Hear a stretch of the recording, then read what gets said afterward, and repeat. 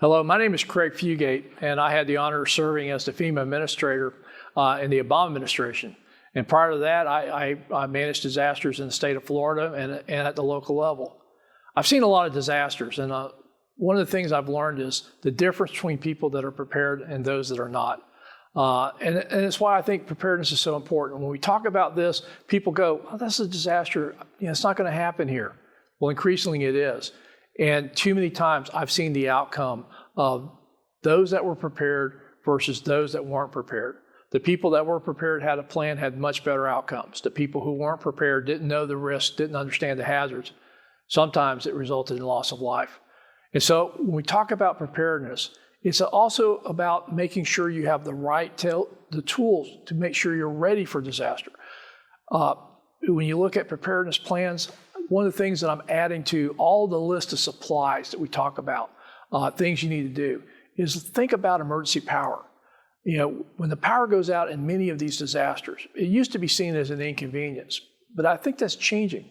As more and more people are on medical devices, they require refrigerated medications, and the disruption it causes when power is out for hours to days, and in some cases weeks. Emergency power is something that I think is a new tool that should be added to your preparedness kits. And the reason I think that is technology has changed. We're moving away from our only options where, the portable generators or the whole house generators, which weren't really practical for a lot of people.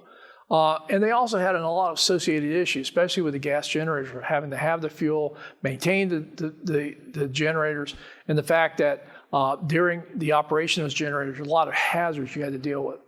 As battery technology has gotten better, companies like Jackery are now producing emergency power supplies that can be in your home and provide emergency power backup during outages. Not only that, with solar panels, they can almost go indefinitely in providing that power for long duration events.